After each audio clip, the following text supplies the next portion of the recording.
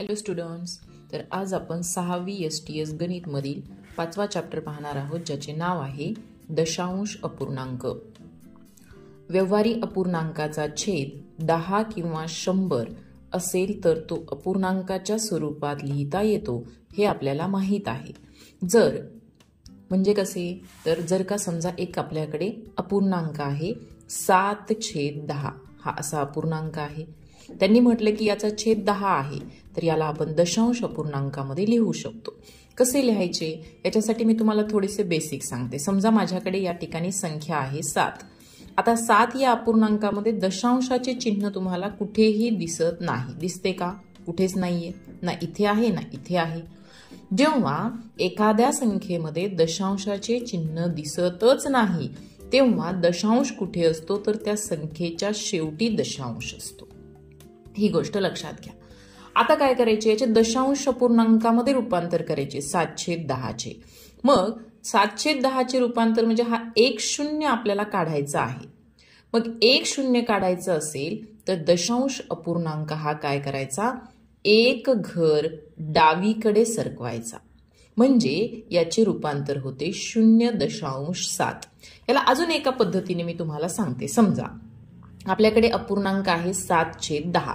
मला हे 10 काढून टाकायचे, 10 नको, छेदामध्ये फक्त एकच हवे. मग कसे करता येईल, तर अपूर्णांकाचा या संख्येचा दशांश दिसत नाही, म्हणजे 7चा दशांश इथे आहे आणि 10चा दशांश इथे आहे. मला काय करायचे, हे 0 काढून टाकायचे. मग काढून टाकायचे म्हणजे मला दशांशाचे चिन्ह इथे आणावे लागणार आहे.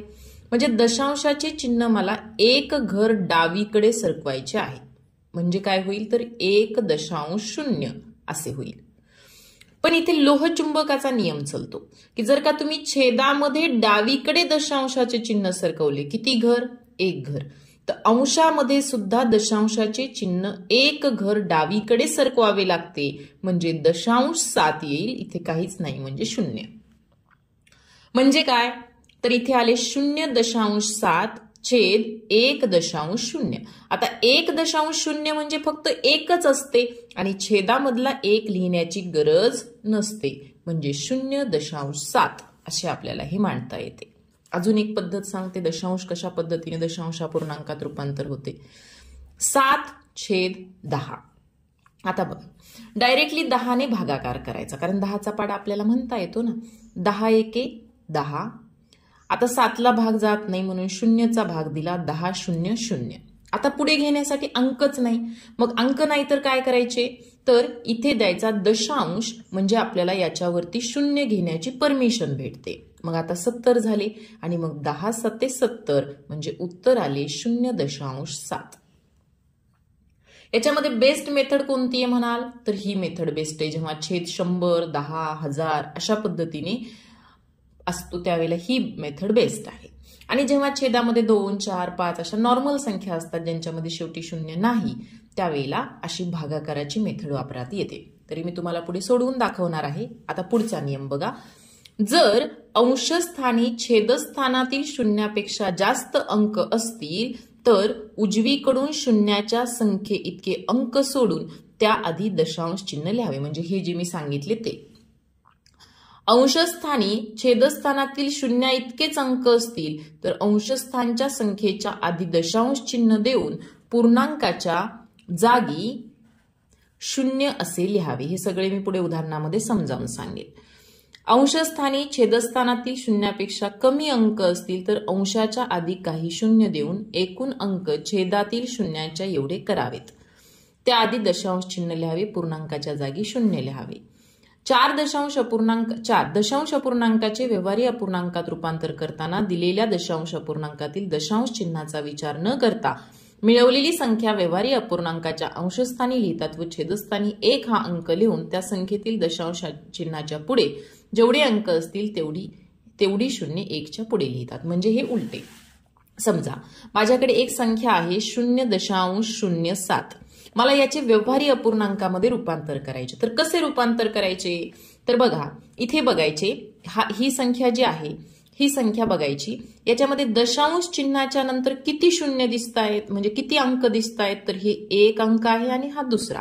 म्हणजे हा दशांश मला इथून इथे इथून इथे ढकलावा लागेल म्हणजे दशांश निघून जाईल. म्हणजे मला 2 घर उजवीकडे यायचे. मग त्याच्यासाठी काय करायचे, तर इथे 2 घर उजवीकडे आले की छेदामध्ये 2 शून्य, 1 वर 2 शून्य म्हणजे 100 ऍड करायचे. म्हणजे 7/100 असा हा अपूर्णांक होतो. किती घरं आपल्याला दशांश उजवीकडे ढकलायचा होता, 2 घरं, म्हणून छेदामध्ये 2 शून्य दिली. नमस्कार विद्यार्थी मित्रांनो, तर आज आपण STS 6वी मधील 5वा घटक गणितामधील 5वा घटक दशांश अपूर्णांक शिकणार आहोत. दशांश अपूर्णांकामधील पहिले उदाहरण या ठिकाणी पहा. प्रश्न क्रमांक 1 आहे 97. दशांश अपूर्णांकाची बेरीज करत असताना दशांशाच्या खाली दशांश घ्यावा आणि त्यानंतरच बेरीज करावी, तरच येणारे उत्तर हे बरोबर येत असते. मग 0 अधिक 0 बरोबर येते 0, 5 अधिक 4 बरोबर 9, 4 अधिक 2 बरोबर 6. दशांशाच्या खाली दशांश जसाच्या तसा देऊन घ्यावा. त्यानंतर 7 आणि 2 बरोबर 9 आणि 9 आणि 3 9, 10, 11, 12. 12ला 2 हातच्या घेतले 1 आणि 6 आणि 1 7. उत्तर काय आले, तर 729 दशांश चिन्ह 690. शेवटचे शून्य. इकडलचे दशांश अपूर्णांकामध्ये दशांशाच्या पुढे शेवटी येणाऱ्या शून्यांना काहीही महत्त्व नसते, त्यामुळे ते लिहिले तरी चालते किंवा नाही लिहिले तरी सुद्धा चालते. त्यामुळे आपल्या प्रश्नाचे उत्तर येणार आहे पर्याय क्रमांक 2, 729 दशांश चिन्ह 69. पुढच्या उदाहरणाकडे जाऊया. उदाहरण आहे दुसरे 200 वजा. आता बघा, या ठिकाणी 37 दशांश चिन्ह 68 दिले आहे, म्हणजे दशांशाच्या खाली दशांश लिहिणं गरजेचं आहे. मग 200 मध्ये दशांश कुठेच नाही, याचा अर्थ इथे दशांश असतो आणि त्याच्या पुढे हवे तेवढी आपण शून्य घेऊ शकतो. आणि मग दशांशाच्या खाली दशांश लिहिण्यासाठी 37 दशांश चिन्ह 68 अशी मांडणी करून घ्या. दशांश अपूर्णांकाची बेरीज करत असताना नेहमी बेरीज आणि वजाबाकी करत असताना मांडणीवरती सगळ्यात जास्त लक्ष द्या. आता बघा, 0 मधून 8 वजा होत नाहीत, म्हणून आपण 2 कडून उसने घेऊया. इथे राहिले 1, इथे 10 झाले. परत या 10 कडून 1 उसना घेतला, इथे 9 झाले आणि इथे 10. या 10 कडून परत 1 उसना घेऊया आणि पुढे देऊया. या 10 कडून परत 1 उसना घेऊया आणि पुढे देऊया. 10 मधून 8 गेले, शिल्लक राहिले 2. 9 मधून 6 गेले, शिल्लक राहिले 3. 9 मधून 7 गेले 2. 9 मधून 3 गेले 6 आणि 1ला 1 जसेच्या तशी आणि दशांशाच्या खाली दशांशाचे चिन्ह द्या. म्हणजे उत्तर आले 162 दशांश चिन्ह 32. मग कुठे आहे, तर 162 दशांश चिन्ह 32 पर्याय क्रमांक 2 आपल्या प्रश्नाचे उत्तर आहे. दशांश अपूर्णांकाची बेरीज आणि दशांश अपूर्णांकाची वजाबाकी करत असताना दशांशाच्या खाली दशांश लिहावा, हा एक नियम तुम्हाला नेहमी आठवणीत ठेवायचा आहे. पुढचा प्रश्न क्रमांक 3 घेऊया. प्रश्न आहे 19/20 या व्यवहारी अपूर्णांकाचे दशांश अपूर्णांकामध्ये रूपांतर करा. मी तुम्हाला सांगितले आहे की याचे दशांश अपूर्णांकामध्ये रूपांतर करताना जर का खालच्या संख्येचा पाढा आपल्याला पाठ असेल तर डायरेक्टली आपण याचे दशांश अपूर्णांकामध्ये रूपांतर करू शकतो. कसे, तर बघा, 20 एके 20 बरोबर. आता 20 ने 19ला भाग जात नाही म्हणून शून्यचा भाग घातला, मग किती झाले, तर 190 झाले बरोबर आहे. म्हणजे पण हा शून्य घेण्यासाठी आपल्याला इथे 19 आहे, त्याच्यावर शून्य घ्यायचा आहे, तर आपल्याला इथे दशांशाचे चिन्ह द्यावे लागते बरोबर. मग आता दशांश दिला तर 190 झाले. 20च्या पाड्यात 190 येतात का, तर 20 9 180 येतात. म्हणजे 20 9 180, शिल्लक राहिले 10. या 10 वरती परत शून्य घ्या, कारण दशांश चिन्ह असेल तर आपल्याला शून्य घेण्याची परवानगी असते. आणि मग 20 5 100 म्हणजे उत्तर काय आले, तर 0.95. याला अजून एक तुम्हाला मी पद्धत शिकवते. जर का समजा दिलेल्या अपूर्णांकाचा छेद हा 10, 100, 1000 अशा पद्धतीने जर का आपल्याला करता येत असेल, छेद समान करण्याची मेथड माहिती आहे ना, त्या मेथडने, तरी सुद्धा आपण हा अपूर्णांक सहज पद्धतीने दशांश अपूर्णांकामध्ये बदलू शकतो. कसे, तर 20च्या पाड्यामध्ये 100, 1000 असं काही पट्टीमध्ये येऊ शकते का, किंवा 10 येऊ शकते का, असे बघायचे. तर बघा, 20ला जर का मी 5 ने गुणले तर 100 होतात, बरोबर आहे की नाही. मग जर का छेदाला 5 ने गुणले तर अंशाला सुद्धा 5 ने गुणा. 19 1 19, 19 2 38, 19 3 57, 19 चौक 76, 19 5 95. म्हणजे हा अपूर्णांक आपण सममूल्य अपूर्णांक करून घेतला, ज्याचा छेद हा 100 झाला. आता आपल्याला एक नियम माहिती आहे की जर का समजा हे 2 शून्य काढून टाकायचे असतील म्हणजे दशांश चिन्ह 2 घरे आपल्याला कुठे सरकावे लागते? डावीकडे. मग इथला सुद्धा दशांश 2 घरे डावीकडे सरकायचा. मग उत्तर काय येईल? तर दशांश चिन्ह 9 5 आणि छेदामध्ये 1 राहिले म्हणजे काहीच नाही, आणि दशांश चिन्हाच्या अगोदर काहीतरी घ्यावे म्हणून 0 घ्यावे, म्हणजे 0.9 5. हे कधी? जर का छेदाला आपण अशा पद्धतीने 10 100 1000 अशा पट्टीमध्ये बदलू शकत असू तर ही पद्धत उपयोगी येते. ही पद्धत केव्हा उपयोगी येते? जेव्हा छेदातल्या संख्येचा पाडा आपल्याला म्हणता येतो. आणि तुम्हाला अशीच उदाहरणं असणार आहेत, त्याच्यामुळे तुम्ही हे सहज करू शकता. पुढचा प्रश्न घेऊया. प्रश्न क्रमांक आहे 4. प्रश्न क्रमांक 4 बघा काय आहे. तर प्रश्न क्रमांक 4 मध्ये सांगितले आहे 75.02 या दशांश अपूर्णांकाचे व्यवहारी अपूर्णांकामध्ये रूपांतर करा. आता कसे करता येते व्यवहारी अपूर्णांकात रूपांतर? तर याच्या मधला दशांश काढून टाकावा लागतो आणि छेदामध्ये काहीतरी लिहावे लागेल. मग आता दशांश चिन्ह 1 घर आणि 2 घरे उजवीकडे सरकला तर दशांश चिन्ह निघून जाते, बरोबर. मग इथे लोहचुंबकाचा नियम वापरावा लागतो की जर का तुम्ही या ठिकाणी हा दशांश 2 घरे उजवीकडे सरकवला तर छेदामध्ये सुद्धा दशांश 2 घरे उजवीकडे सरकावं लागेल. मग तुम्ही म्हणाल छेदात तर काहीच नाही. ज्या संख्येच्या छेदामध्ये काहीच नसते तिथे 1 असतो आणि दशांश दिसत नाही म्हणजे 1च्या नंतर दशांश असतो. तर हा दशांश आपल्याला 2 घरे उजवीकडे सरकावा लागेल, म्हणजे तो इथे द्यावा लागेल. आणि मग छेदामध्ये काय घ्यावे लागेल? तर 2 शून्य. म्हणजे दशांश 2 घरे उजवीकडे सरकवायचा आहे तर 2 शून्य घ्यायचे अशा पद्धतीने. म्हणून या संख्येचे, या प्रश्नाचे उत्तर पाहिजे 7502 छेदस्थानी 100. 2 घरे दशांश सरकवला की 2 शून्य येतात. आणि हा लोहचुंबकाप्रमाणे चालतो. दशांश, अंशातला दशांश जर का उजवीकडे गेला तर छेदातला पण उजवीकडेच जातो. जर का हा डावीकडे सरकवला तर हा पण डावीकडेच सरकतो. म्हणजे भागाकारामध्ये दशांश हा एकाच दिशेमध्ये सरकतो, डावीकडे किंवा उजवीकडे. आता पुढचे उदाहरण आहे उदाहरण क्रमांक 5. यामध्ये दशांश अपूर्णांकाचा गुणाकार दिलेला आहे.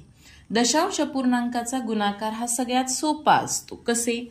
तर साध्या पद्धतीने गुणाकार करायचा. 5 त्रिक 15, 15ला 5, हच्चा घेतले 1, 5 7 35, 35 आणि 1 36, गुणाकार करून झाला. आता बघायचं की ह्या दोन्ही संख्यांमध्ये दशांश चिन्हाच्या पुढे किती घर आहेत. तर इथं दशांश चिन्हाच्या नंतर 1 घर आहे, इथे दशांश चिन्हाच्या नंतर काहीच नाही, म्हणजे 1 घर सोडून दशांश द्यायचा. 1 घर सोडले आणि दशांश दिला. उत्तर आले 36.5, पर्याय क्रमांक 1. आता पुढचा प्रश्न फारच छान आहे बरं का, अगदी सोपा. दिसायला जेवढा अवघड आहे तेवढा सोपा. त्यांनी काय सांगितले 6232 गुणिले 25 केले तर ही संख्या आपल्याला भेटते 1,55,800, म्हणजे गुणाकार आपल्याला सांगितला. पुढे ते म्हणतात की ह्याच 2 संख्या ठेवल्या. हे पा 62 म्हणजे 6232 आणि 25, पण याच्यामध्ये दशांश दिला म्हणजे 62.32 गुणिले 2.5. इथे 2 दिलते पण ते चुकीचे आहेत. 2 हे प्रिंटिंग मिस्टेकने आलेले होते. आता यावेळी यांचा गुणाकार मग काय होईल? तर साधं गोष्ट आहे. आपण गुणाकार करत असताना नेहमी साध्या पद्धतीने गुणाकार करतो आणि फक्त आलेल्या उत्तरामध्ये दशांश चिन्ह लिहितो. म्हणजे 6232 गुणिले 25 हा जो गुणाकार येणार आहे तोच गुणाकार 62.32 आणि 2.5 यांचा येणार आहे. म्हणजे उत्तर येणार आहे 1,55,800. फक्त बदल कशात होईल? तर दशांशात. मग आता दशांश किती घरे सोडून द्यावा? तर बघा इथे दशांशाच्या नंतर 2 घरे आहेत, 1 2. इथे दशांशाच्या नंतर 1 घर आहे म्हणजे सगळ्यांची बेरीज करा. 1, 2 आणि 3 घरे म्हणजे इथे 3 घरे सोडून दशांश द्या. 1, 2 आणि 3 म्हणजे उत्तर काय येईल 155.800. आता शेवटच्या शून्यांना किंमत नसते, लिहिले तरी चालतात, नाही लिहिले तरी चालतात. मग आपण पर्यायात बघूया की पर्यायामध्ये काय आहे. तर आपल्याला पाहिजे 155.800 हे कुठे आहे तर पर्याय क्रमांक 1 मध्ये आहे. कडे जाऊया. उदाहरण क्रमांक 8. उदाहरण 8वे आहे 17.6 भागिले 0.8. भागाकाराचा नियम, दशांश अपूर्णांकाच्या भागाकाराचा नियम अत्यंत गरजेचा आहे. कारण असं आहे की जर का तुम्हाला दशांश अपूर्णांकाचा भागाकार करायचा असेल तर त्यासाठी छेदामधला दशांश काढावाच लागतो, तर आणि तरच तुम्ही त्यांचा भागाकार करू शकता. मग दशांश काढून टाकायचा म्हणजे काय तर त्याला शेवटी नेऊन ठेवायचे. म्हणजे शेवटी नेण्यासाठी मला इथे 1 घर दशांश पुढे ढकलावा लागला उजवीकडे. जर का छेदामधला दशांश मी 1 घर उजवीकडे सरकवला तर नियम सांगतो लोहचुंबकाचा की अंशातला दशांश सुद्धा 1 घर पुढे जाईल. म्हणजे संख्या काय होईल तर 176/8. कारण पाठीमागच्या शून्याला काही किंमत नाहीये. 0, 8 होते म्हणजे 8च झाले. आता साध्या पद्धतीने भागाकार करा. 8 एके 8, 8 एके 8, 8 दुने 16, 17 मधून 16 गेले, शिल्लक राहिले 1, तयार झाले 16. मग 8 दुने 16. उत्तर किती आले तर उत्तर आले 22. म्हणजे पर्याय क्रमांक किती तर पर्याय क्रमांक 3 हे पाहिजे आहे. आता पुढचा अतिशय सुंदर प्रश्न, शाब्दिक उदाहरण आहे. बघा वाचूया आपण. सुनीलने 7.250 किलोग्रॅम वजनाची एक पिशवी याप्रमाणे एकूण 10.8 पिशव्या गहू खरेदी केला तर त्याने किती किलोग्रॅम गहू खरेदी केला. आता बघा एका पिशवीचं त्यांनी वजन सांगितलं की एका पिशवीचं वजन किती आहे तर 7.250 किलोग्रॅम आणि त्याच्यामध्ये जी पिशव्या खरेदी केल्या ते पिशव्या किती होत्या तर 10.8 पिशव्या खरेदी केल्या. म्हणजे एका पिशवीचं हे उदाहरण कसं आहे की समजा एका पेनची किंमत 2 रुपये आहे, असे 3 पेन खरेदी केले तर मग एकूण किंमत किती तर 2 रुपये किंमत आहे, 3 पेन आहेत, दोघांचा गुणाकार करावा लागतो, 6 येतो. म्हणजे अशाच पद्धतीने इथे आपल्याला गुणाकार करावा लागणार आहे. मग गुणाकार करून घेऊया. 7.250 गुणिले 10.8. तुम्हाला गुणाकाराचा नियम माहिती आहे, साध्या पद्धतीने गुणाकार करून घ्या. आलेल्या उत्तरामध्ये जेवढी घरे दशांशाच्या नंतर आहेत तेवढी काय करा दशांश द्या. मग 8 0 0, 8 45, 40ला 0, हातच्या घेतले 4, 8 दुने 16, 16 आणि 4 20, 20ला 0, हातच्या घेतले 2, 7 8 56, 57 आणि 58. इथे दिला 1 स्टार. शून्यने कोणत्याही संख्येला जरी गुणाकार केला तरी 0 येतो म्हणून 0. आता घेतले 2 स्टार. 2 स्टार 1 ने गुणाकार 1 0 0, 1 5 5, 1 2 2, 1 7 7. या सर्व संख्यांची करा बेरीज म्हणजे 0ला 0, 0ला 0, 0ला 0, 8 आणि 5, 8 आणि 4 12 आणि 13, 13ला 3, हातच्या घेतले 1, 5 आणि 1 6, 6 आणि 2 8 आणि 7ला 7 जसेच्या तसे. आता इथे दशांशाच्या नंतर 1 2 3 आणि 4 घरे आहेत म्हणून 4 घरे सोडून दशांश द्या. 1 2 3 आणि 4 म्हणजे उत्तर आले आपले 78.300. आता ह्या शून्यांना किंमत नसते, दिले तरी चालतात, नाही दिले तरी चालतात. ओके. पुढचे एक उदाहरण छान आहे. रस्त्याची लांबी एकूण 5 किलोमीटर आणि 400 मीटर आहे. रस्त्याच्या दुतर्फा दर 10.8 मीटर अंतरावर झाडे लावल्यास एकूण किती झाडे लागतील. आता सगळ्यात अगोदर लक्षात घ्या, हा प्रश्न महत्वाचा आहे. अंतर किती सांगितले तर रस्त्याचे अंतर सांगितले त्यांनी 5 किलोमीटर आणि 400 मीटर आणि 2 झाडांच्या दरम्यान किती अंतर आहे तर 10.8 मीटर. आता एक अंतर सांगितले आहे आपल्याला मीटरमध्ये आणि दुसरे अंतर सांगितले आहे आपल्याला किलोमीटर आणि मीटरमध्ये. मग यासाठी आपल्याला त्यांना एकाच एककात करून घ्यावं लागेल. तर मी काय करते, 5 किलोमीटर 400 मीटरला पूर्ण मीटरमध्ये रूपांतर करते. मग दोन्ही एकक मीटर होतील. तर 5 किलोमीटर म्हणजे किती असते, तर 5000 मीटर असते. कारण 1 किलोमीटरमध्ये 1000 मीटर्स येतात आणि हे वरचे 400 मीटर म्हणजे या दोन्हींची बेरीज येते 5400 मीटर. म्हणजे रस्त्याची लांबी किती आहे, तर 5400 मीटर लांबीचा रस्ता आहे. आता लक्षात घ्या, हा रस्ता आहे, ठीक आहे, हा रस्ता आहे. याची लांबी किती आहे, तर 5400 मीटर एवढी याची लांबी आहे. आणि त्यांना काय करायचे, दर 10.8 मीटरला एक झाड असं लावायचे. म्हणजे पहिले झाड आपण कुठे लावू, तर इथे लावू, दुसरे झाड इथे. म्हणजे हे अंतर ज्या वेळेला आपण मोजतोय 10.8, त्यावेळेला पहिलं झाड इथं लावावं लागतं आणि नंतर अंतर मोजून दुसरे लावावे लागते.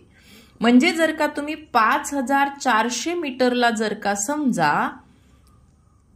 10.8 ने भागाकार केल्यानंतर जे काही तुमचे अंतर येईल, जे काही तुमचा भागाकार येईल, त्या भागाकारापेक्षा हे पहिले झाड जास्तीचे लावलेले असते. याचं उदाहरण मी तुम्हाला सांगते. समजा 5 मीटर लांबीचा रस्ता आहे. किती मीटर, 5 मीटर. तुम्हाला दर 1 मीटर वरती एक झाड लावायचे. मग किती झाडे होतील हे बघा. इथे 1 मीटर, 2 मीटर, 3 मीटर, 4 मीटर आणि 5 मीटर. आता झाडे किती होणार, तर हे झाले पहिले झाड आपल्याला इथे लावावे लागेल. मग 1, 2, 3, 4, 5 आणि 6. म्हणजे जेवढे तुकडे होतात ना 1-1 मीटरचे, त्या तुकड्यांपेक्षा एक झाड एक्स्ट्रा लागते. बरोबर की नाही. मग इथे सुद्धा भागाकार केल्यानंतर हे पहिले झाड त्याच्यामध्ये ऍड करायचे.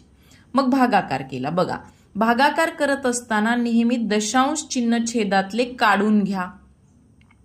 हे एक घर उजवीकडे सरकले की हे पण एक घर उजवीकडे सरकवा. म्हणजे 1 शून्य वाढवा. मग 5400 होते, त्याच्यावर 1 शून्य ऍड केले आणि छेदस्थानामध्ये 108. आता या दोन्ही संख्यांना 18 ने भाग जातो हे आपल्याला समजले पाहिजे. बघा, तर 18 × 18, 18 × 2 = 36, 18 × 3 = 54, 18 × 4 = 72, 18 × 5 = 90, 18 सखी 108. मग 18 × 18, 18 × 2 = 36, 18 × 3 = 54. मग हे 0 0 आणि 0 जसेच्या तसे. आता 6 ने भाग जातो का, 6 × 1 = 6, 6 × 2 = 12, 6 × 3 = 18, 6 × 4 = 24, 6 × 5 = 30, 6 0 0 आणि 6 0 0. आता एक गोष्ट लक्षात घ्या, उत्तर भेटलेलं नाही. याचे समान किती भाग होतात, तर समान भाग होतात 500. आणि मी तुम्हाला काय सांगितलं, 500 समान भाग होत असतील त्याच्यात एक झाड आपल्याला मिळवावे लागते. म्हणजे ह्या पूर्ण रस्त्याच्या एका बाजूला 501 झाडे लागणार आहेत. पण त्यांनी प्रश्नात काय म्हटले, दुतर्फा झाडे लावायचीत. म्हणजे ह्या बाजूला तर लावायचीत पण ह्या पण बाजूला लावायचीत. मग इथे 501 झाडे लागत असतील तर इथे सुद्धा किती झाडे लागणार आहेत, तर 500 + 1 501. म्हणजे एकूण झाडे किती लागणार, तर एकूण झाडे लागणार 501 + 501 बरोबर किती झाले, 1002 झाडे. हा प्रश्न अत्यंत महत्वाचा प्रश्न आहे आणि याचं उत्तर आहे पर्याय क्रमांक 2.